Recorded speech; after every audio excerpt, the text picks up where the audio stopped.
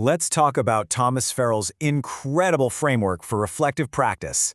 So if you're a teacher and you're feeling kind of stuck, or you're just looking for a way to really supercharge your professional growth, well, this is for you. Okay, so let's just dive right in with a feeling that I think a lot of really dedicated, passionate teachers get to eventually, no matter how much they absolutely love what they do. Now, this quote here, this isn't from some brand new teacher who's just trying to find their footing. Nope. This comes from a super qualified, very experienced college teacher. She called it the teaching blues. You know that feeling, right? It's like your spark has kind of dimmed a bit, and you're just not as engaged as you used to be.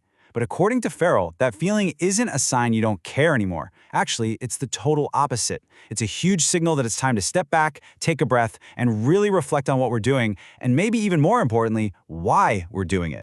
So what is reflective practice anyway? I think it's really easy to think of it as just, troubleshooting problems in the classroom. But that view is way too small. Look at the difference here.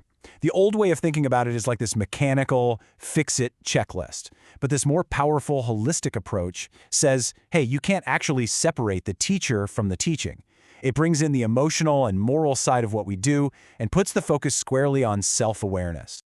So to help us do this deeper kind of reflection, Thomas Farrell came up with this really smart 5-stage framework. It's designed to help us look way beneath the surface of our day-to-day teaching. The best way to think about these stages is to picture an iceberg. What everybody sees, what we do in the classroom every day, that's just the tip. But the thing is, what's really driving our teaching are these much deeper, invisible layers of theory, principles, and our own personal philosophy, all sitting right below the surface. To really grow, you gotta explore what's hidden down there.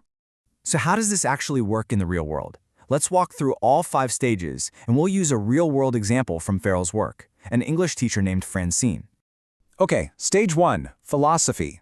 This is the absolute foundation.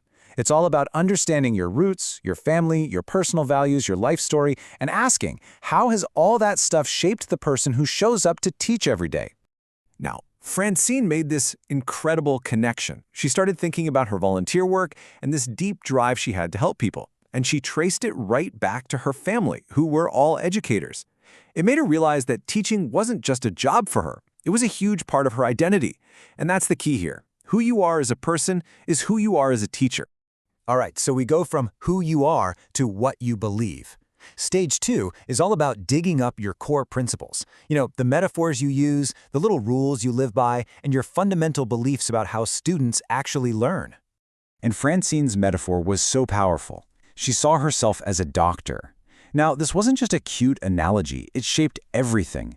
She was there to diagnose student needs, prescribe the right medicine or teaching method, and care for her patients. So you see, our guiding principles, even if they're just metaphors in our head, they basically create the blueprint for how we teach. Stage 3 is where we connect those big beliefs to actual action. This is where you look at the specific theories that are guiding how you plan your lessons, what activities you pick, and how you structure your time in class. And this part highlights a massive truth, doesn't it? Theory doesn't happen in a vacuum. Francine realized that even though her training gave her certain theories to believe in, the day-to-day reality of what resources she had, what the school required, it forced her to adapt. The big lesson? Great teaching is about bending theory to fit reality, not the other way around. Okay, stage 4. This is where the rubber meets the road. This is your practice, which you actually do and say. It's the visible tip of that iceberg we were talking about earlier. So when someone actually observed Francine's class, she found this gap between her plans and her real-life actions. She had to go off script from her lesson plan to deal with all these unexpected curveballs of teaching online. And what we learn from this is so important. Our actual practice often shows us a gap between what we intend to do and what we actually do. And that gap right there is where the growth happens. And finally, the framework asks us to just zoom out. This stage looks beyond practice, to think about the bigger picture, the moral, social, and even political stuff that shapes our work, our schools, and our students. Francine's reflection here was huge. She started thinking about the societal pressures her students were under, the politics of learning English, the whole connection between language and identity. She realized her job came with this massive responsibility that went way beyond just teaching grammar. And that's the final piece of the puzzle. Truly exceptional teaching means looking beyond your own classroom walls to understand all the forces shaping your students' lives. So, you see, This framework isn't just a 5-step process you check off. It's really a mindset. The philosopher John Dewey said true reflection needs 3 things: being open-minded enough to question yourself, responsible enough to think about the consequences of what you do, and wholehearted, really committed to growing. It's about building a real habit of being curious about your own work.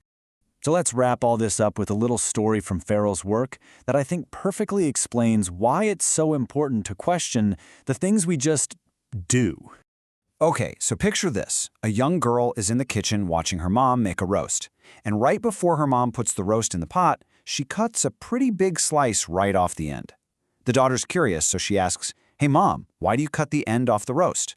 And her mom just kind of shrugs and says, I don't know. That's just how we do it. My mother always did it." But that question kind of stuck with the mom. So later that day, she calls up her own mother, the grandmother, and asks her the exact same question. "Mom, why did you always cut the end off the roast?"